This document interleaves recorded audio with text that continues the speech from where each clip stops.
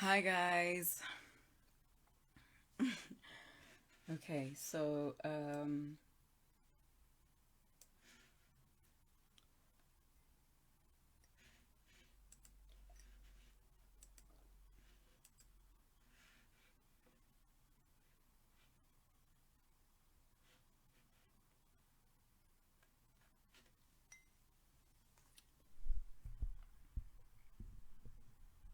okay, let's try this a second time.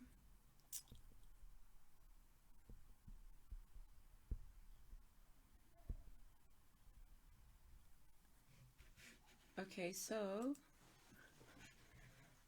um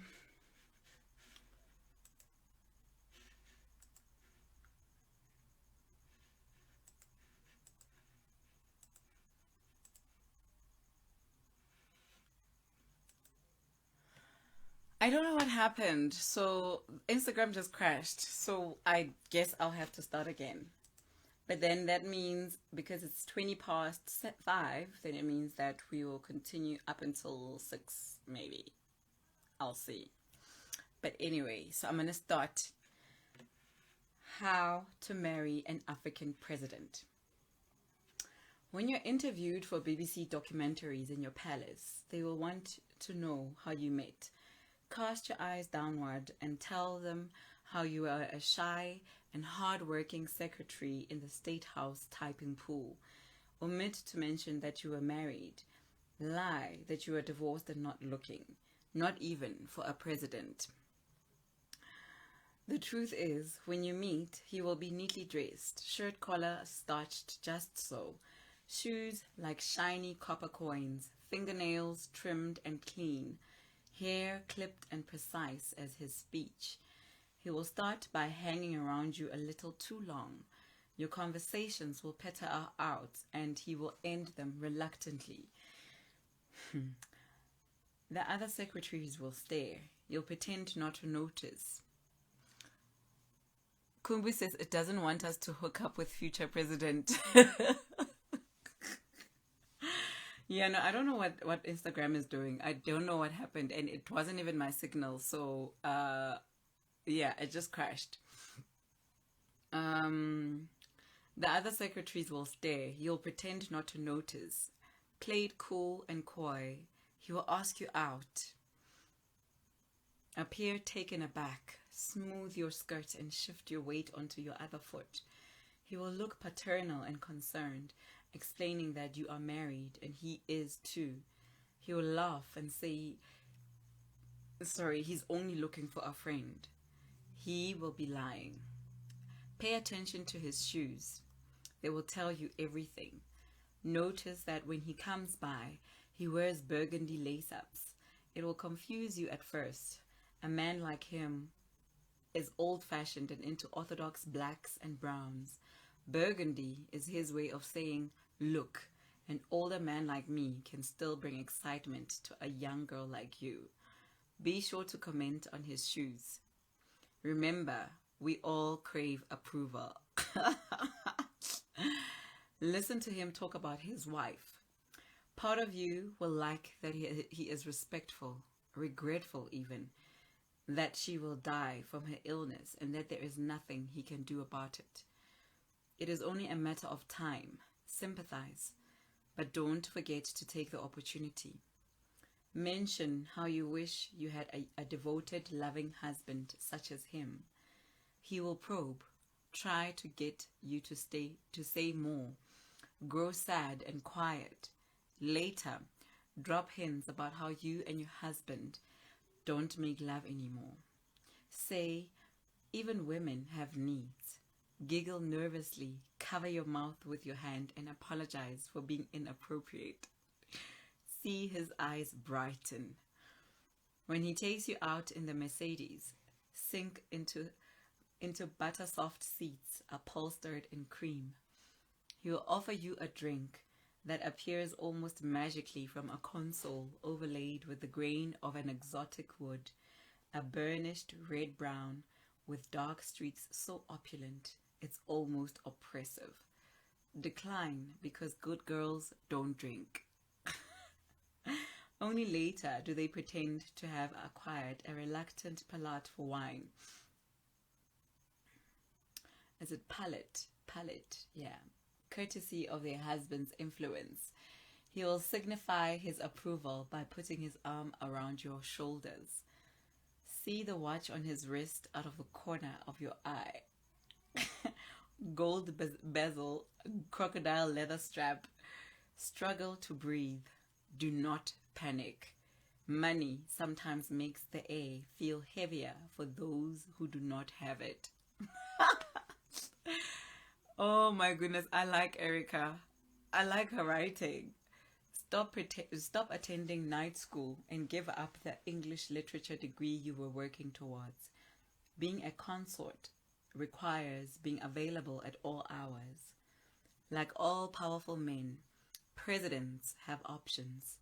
You must maximize your time. Hear rumors swirling of how he was tortured in the liberation struggle and how this may affect the consummation. These rumors are never said directly.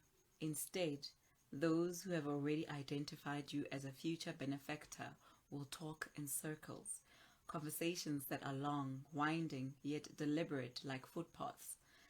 Finally, your aunt will tell you about modern medicine you can crush and slip into a man's tea, herbs for strength that you can mix into a man's stew.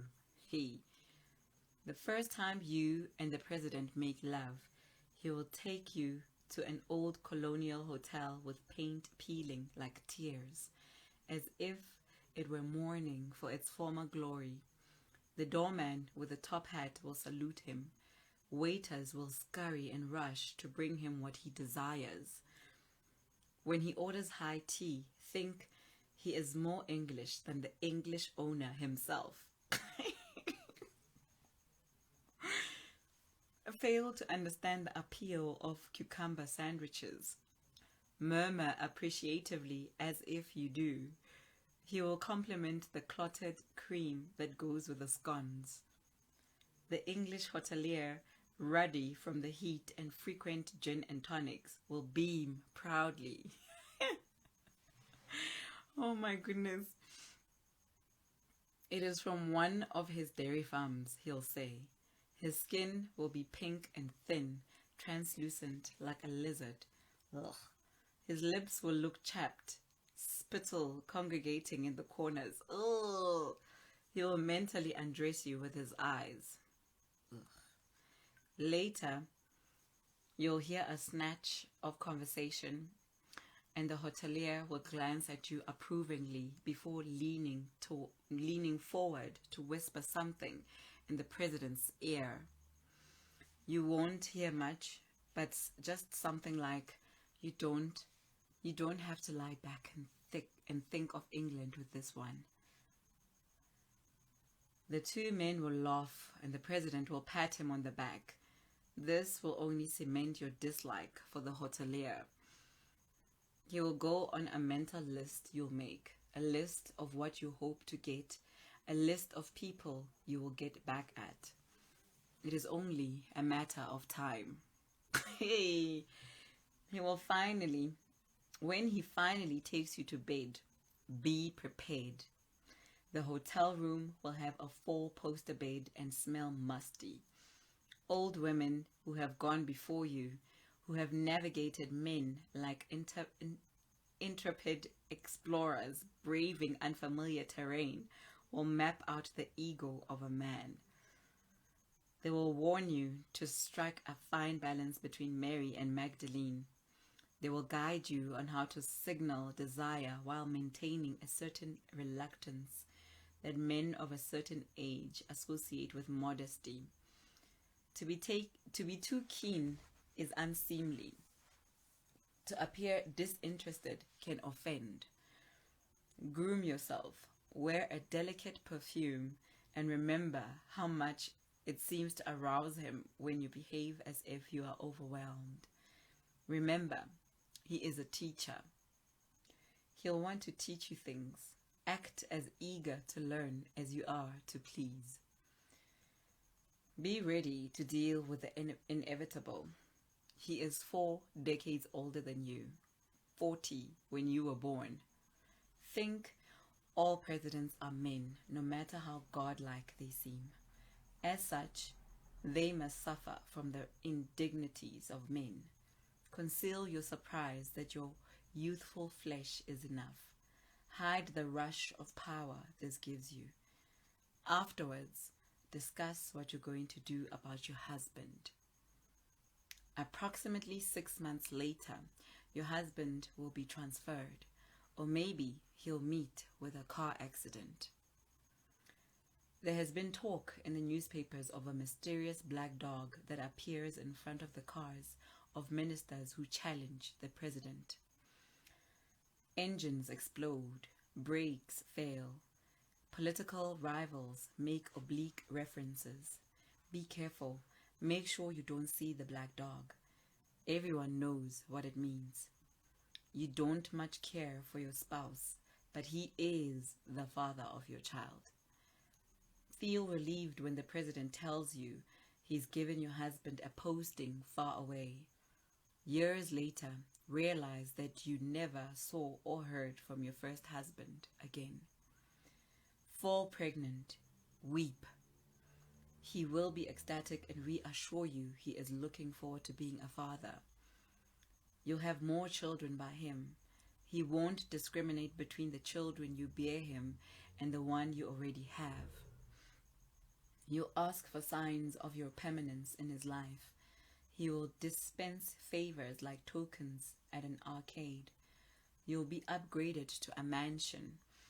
Your relatives secured jobs without interviews. Your every need met. You will be assigned a motorcade, given bodyguards. This will become a pesky problem later, but in the beginning you will mock, complain to your friends. Imagine someone standing outside the bathroom when I need to use it. Recount with pretend dismay how everyone needed to be chased out of the bedroom first. This will be one of the last times you remember to show a semblance of shame. His wife will die and he will insist on some decorum, a respectable period between her passing and his remarrying. By then you are already first lady in everything but name, and to salvage your wounded pride at having his children out of wedlock, he will promise you the wedding you want. Plan it scrupulously. You'll read bridal magazines, peruse dresses by European designers. The flowers alone will cost a fortune. It's amazing how quickly you'll become accustomed to having money. When the day of your nuptials finally arrives, you'll be legally married in front of heads of state, diplomats, and dignitaries from all over the world. Hundreds will line the streets to see you.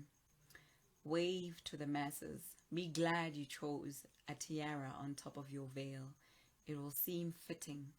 Think to yourself, it is better than a British royal wedding. Your reception will be a who's who of powerful people in African politics. Paparazzi will describe your wedding as outrageous and over the top. You have arrived. After the wedding, he will offer you an opportunity to redecorate. Suspect he is proud that he understands women and their petty torments. You'll pout and tell him how hard it is to live with his first wife's lingering memory haunting the house. You'll swear you've seen doors open and shut by themselves, heard footsteps but seen no one there. Remain adamant there are ghosts. He will be exasperated in that short, sharp way you will come to learn he has, but soon he'll acquiesce, ordering plans from several renowned architects to build you the palace of your dreams. Feel relieved. Feel his first wife's tastes were too simple. Feel you are the president's wife. You should live like one. The wives of rich, well-traveled men will want to be your friends. If anybody sneers at you for being a secretary, then it will be done in whispers behind walls.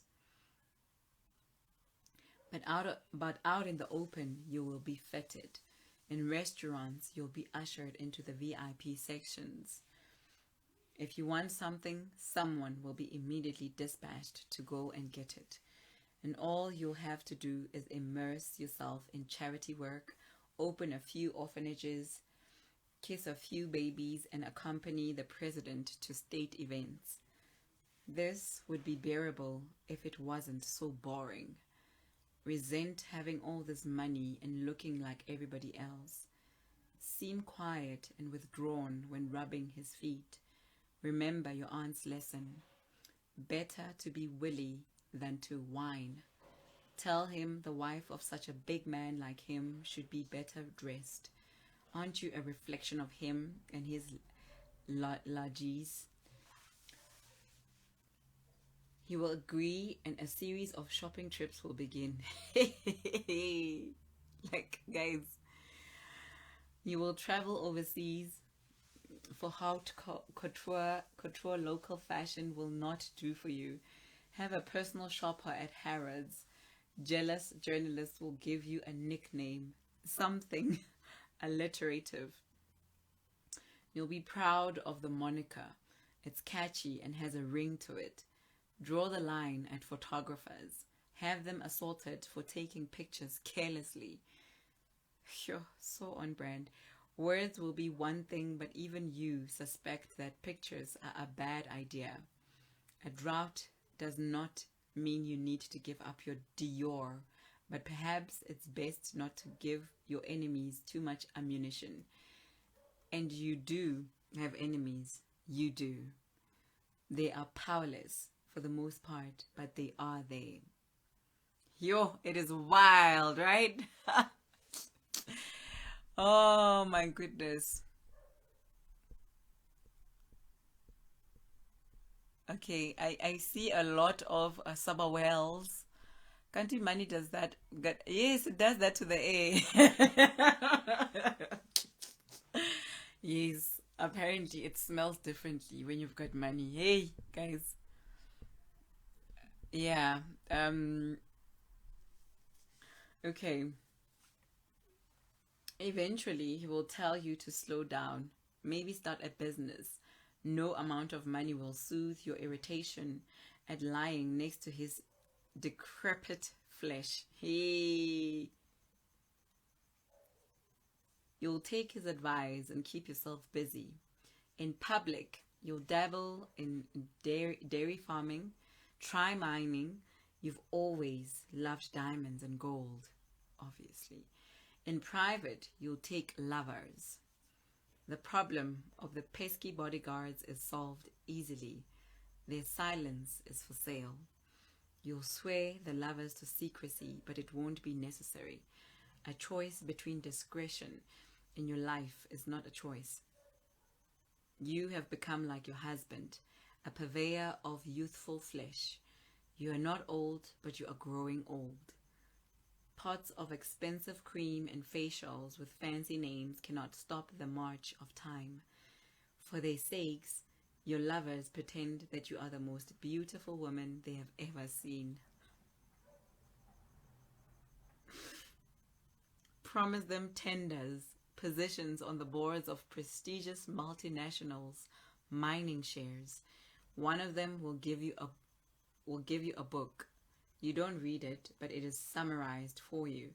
It is about a prince and how he should live, and one line in particular sticks with you. It is better to be feared than to be loved. Agree wholeheartedly. Demand that your lovers are at your beck and call, although you cannot be with them all the time. Your lovers will also have lovers, younger, far more attractive women. Catch one lover with his girlfriend. Scream at him. Be bitter and beside yourself. He'll be visibly frightened but recover admirably. He'll tell you in a soothing voice that the girl is just there as a cover-up, in case there are questions. No, he is lying. No, you don't want to let him go. Ask him to end it, and for good measure, have her warned off. Tell her not to call your lover again, and in an ironic twist you'll be rather proud of, have your bodyguard strangle her half to death with the cord of a cell phone charger. Meet someone. He will shower you with attention and affection. Fall harder than you thought possible. Become focused on him and only him. Exchange endearments. Fantasize about a future together. Come up with code names so you don't get caught. Call him John. Someone will tell your husband. He will ask you outright if you're having an affair. You deny this. Your fear stuck like a lump of mealy meal in your throat. No, no one betrays the president and gets away with it. Warn your beloved. John will travel, planning to stay out of the way until things cool down. You'll talk on public telephones, paranoid that someone has tapped the landlines. He'll become restless and want to return. No, it's not a book. I'm reading from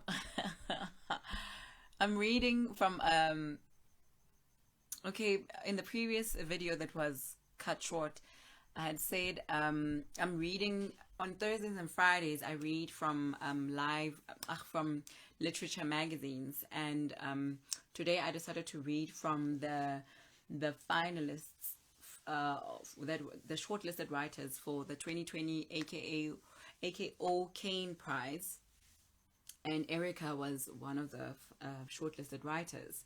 And this story was first published in ADA, Commonwealth Short Stories. So, yeah. Salz says, from Blessy to Blesser. I once went, and Kumbi says, I once went on a date with a politician. They speak like that in private. Money is not enough to be stuck with a boring person. Exactly. Stop the march of time. Kumbu.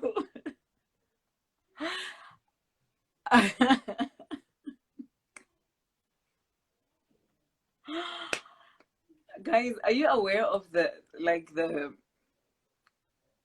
okay, let me continue reading and then I'll stop, because I think I've got like 5 minutes left.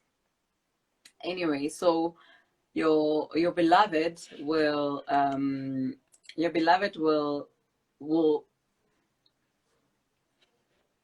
okay, so he will become restless and want to return. Capitulate and admit that everything seems to have returned to normal, though you feel the opposite. Say, it is probably safe. Arrange to meet. You'll wait at the appointed place for hours and hours, expectation souring your mouth like bad milk. He will not pitch. The next day, you'll hear of his death. The president will deliver the news over breakfast.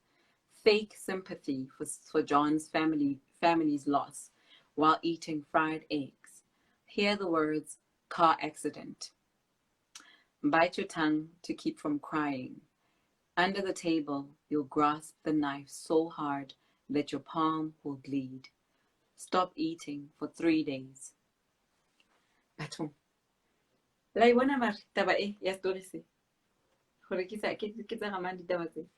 Conspiracy theories will swirl like fog, and you'll wander around listlessly, asking questions to uncover answers you already know. You sense the whispers as you enter rooms, the words love affair lingering in the air, the disapproval left behind like a bad stench. You'll walk around unable to mourn. The only permissible sign of your black mood will be the slow shuffling of your feet. At your lover's funeral, neither his wife nor his brother will look at you, although they're required to shake the president's hand. Adjust your dark sunglasses. Try to stem the tears without dabbing at your face too frequently. Angle your hat, taking care to tilt your, your brim towards your chin to make the sharp edge of your emotions. The bad dreams will follow after his body enters the ground. Brace yourself.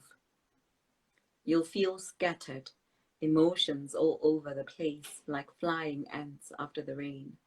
You'll try to be numb. You will see his face everywhere. You will think you are being followed. You will be right. After a week, you pretend to take to bed with a mysterious illness, and he permits you, and even entering the bedroom, to hold your cool hand and inquire solicitously about your health. The look in his eyes challenges you to cry openly or confess. You do neither.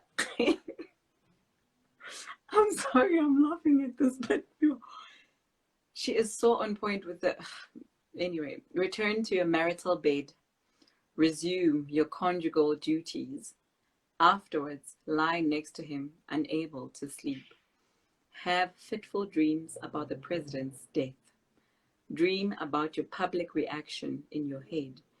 Will you be stately and stoic, or will you pretend to be miserable? Throw yourself on the grave, women holding you back, their own tears triggered by your raw display. Dream of the Archbishop, disapproving, whispering under his breath, Jezebel, wake up from your dream. No, that part is not a whisper. So the Archbishop will be whispering, Jezebel. And then you wake up from your dream. Find the president very much alive and more talkative than usual. Hi, to be a blessing. Develop a grudging respect for him. Your appreciation of power will grow. This, you will realize, is what power can do. Help you dispose of rivals, guarantee wealth, enforce a show of respect and loyalty. Decide that power is not too shabby. Be an exemplary wife for months. Make cryptic comments about bad influences. Claim to have been misled. Convince him you have changed. He will forgive you. He will not know that you will never forgive him. By the time you'll ask him to secure your position as head of the Women's League, you'll have buttered him up sufficiently, having ensured that everything will have been as he wants it, that his needs are met even before he realizes what he requires. It's not solely the women's backing that you'll need. Acquire the support of the youth leaders, mostly men. They are not dinosaurs like the psychopaths that surround your husband. They are modern like you. None of them is over 45. Lavish them with gifts and business opportunities. Let them glimpse what life would be like under your patronage. Ensure your popularity is entrenched. Speak at political rallies. Hear the applause grow louder at everyone. Your ambition grows with it. You'll do this over a matter of years. Slowly entrench your presence in the country's politics. See dawning realization on your enemies' faces as they realize how serious you are. Your husband is no longer the authoritarian figure he was, tall, forbidding, back ramrod straight. His shoulders droop. He falls asleep at the dinner table. Still, he is respected and revered. Yes, there are growing murmurs of disgruntlement, but your opponents are ineffectual. It is only a matter of time. Remind yourself of the prince. It is better to be feared than to be loved. Strategize. Perhaps the chaos that will come from fear is actually the best way to sow disorder and discontent among your foes. Decide you cannot kill your biggest rival. The uproar would not be worth it. He'll have a strong base, and factions within the military may support him. However, your husband will have his stalwart allies too. You can hurt your rival enough to send a message that whoever gets in your way will be swiftly eliminated. Poison him, and as you rightly assumed, a resulting quiet will ensue. No one will dare criticize you any longer. He'll survive, but you knew he would. Out in the open, you'll commiserate, calling for the would-be murderer to be brought to justice. But behind closed doors, you'll claim a victory amongst your confidants.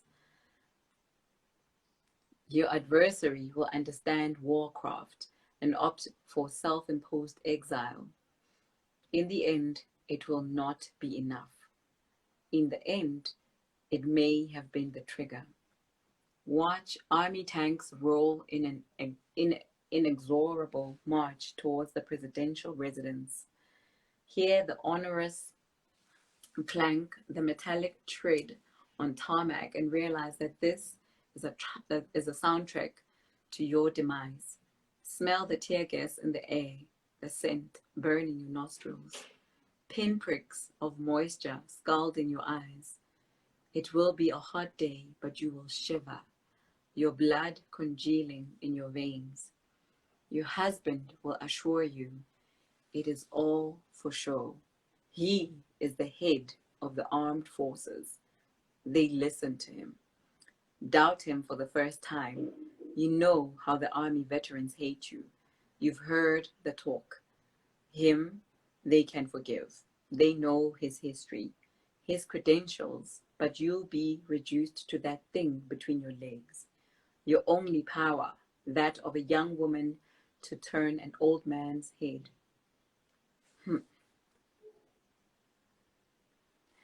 Okay. Hey, guys. I wish someone would make a telenovela script out of this. I think so, right? I feel like it needs to be on Netflix or something, because, I mean, yeah. Guys, I'm not going to read the whole thing. It's almost finished. Oh, but it's almost finished. Let me see. Where was I? Let me scroll up. Okay, so shove at this. It has always irked you, but that is of no consequence now. Attempt to rally your supporters. Arm a few members of the security force still loyal to the president. Consider that people may do many things for money, but they are far more circumspect about being required to lose their lives. There will be no battle. Instead, a half-hearted resistance as you hold yourselves up inside State House. They will take over the national broadcaster, their hateful faces beaming into homes. They will claim it. They will claim it is not a coup. In truth, your husband will be ousted by the army generals who once enjoyed his favor. They will convene a meeting with him, treating him with deference, maintaining the illusion that they are negotiating, but it won't change the fact that there will be gunshots around your home, and that you and your children will be crouched down in the kitchen, huddled and humiliated. One officer, bolder than the rest, will tell your husband that while they are sorry for betraying him, they could not allow you to ascend to his position. Even during the meeting, they will look around and you'll imagine them as vultures assessing your collection of expensive furniture as if it were carrion, calculating what they will take. Envisage corrupt Swiss bankers wondering when they can siphon the cash you have stashed away. You've heard the stories. You know what happened in the Congo. It is only a matter of time. You'll be spirited away in the dead of night. Concerns for your safety finally upending your pride. He will call you from time to time, inquire about the children, meet you continents away when he has to travel for medical treatment, but they will not chase him from his country like a dog. They will invoke witchcraft to explain your influence over him. You lured him. You are a siren. You dashed his legacy on the rocks. There will be calls for retribution. People will want you to do penance. You will not be just an African president's wife. You will be Eve and Delilah. You will be every temptress that ever lived, every bringer of bad things. They will absolve him of responsibility. His sins washed away in history, receding from memory, the way waves retreat from the shore. He can stay, they will say, but you must leave. Oh, Erica. Oh my goodness. You guys must go onto the Caine Prize, the CainePrize.com website and read this for yourselves. Like, my goodness. Okay, so for those who had missed it, I did read Erica Sugo Anyadike's profile, and Erica is a Tanzanian writer based in Kenya. She began her career in South Africa as a screenwriter and worked in various capacities in the television sector. As a broadcaster, she created briefs and commissioned television series that dealt with issues such as apartheid, sexuality, and gender. She continued that trend when she began to produce her own content, never shying away from events and issues that intrigued her, but always ensuring she kept her focus on characters, emotions, and story. Apart from short films and television series, Erica has also written several short stories.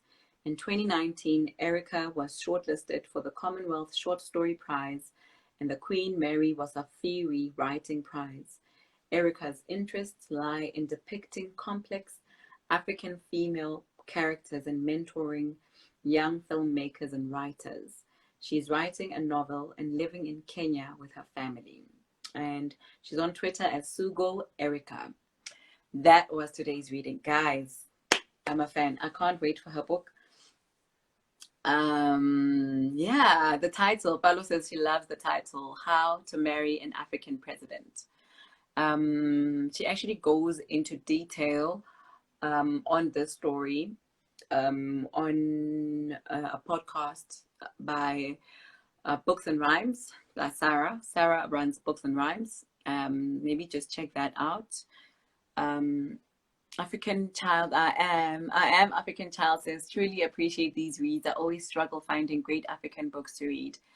These are impactful recommendations. Hopefully one day you'll read my books on live just like this. Thanks, Emil. Zindatu says, this sounds like a Grace and Mugabe situation. Fab, yes, you know.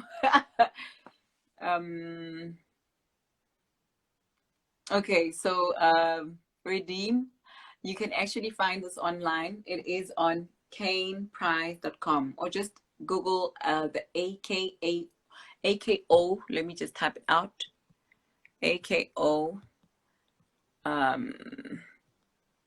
Caine Prize. That is where you must go. Just Google 2020 finalists, and then yeah, you'll be sorted. Let's see. So that was today's reading, guys. It was online, so there is no book, but it did appear on, I did say, let me see. So it does appear on ADA. So ADA is ADDA stories.org. Yeah, so the aim for Thursdays and Fridays is to read from new books that I have that I've bought. But today I didn't feel like reading from a book. I read from an online story that was a short story by Erica Sugo Anyadike. Yeah, this was interesting. Love it. I love it. Yeah, Annalila says love it. Yep. Kumbu, maybe because Erica is actually into screenplays and stuff. Maybe and filmmaking. Maybe she is working on a Netflix, telenovela. I'm here for all our stories actually making it onto Netflix. So maybe that will happen. You never know. Yeah. So, guys, I have to go. What's the time? Yeah, it's 6 o'clock. I have to go. I will see you guys tomorrow at 5. Um, so Zinta, you must everybody just go on to canprize.com and just do the shortlist. The shortlisted stories are all on there for reading. And I know Ire no Sen Okoji is the one who is the winner of the 2020 AKO Prize. And her story was what is Grace Jones. That's the name of the story.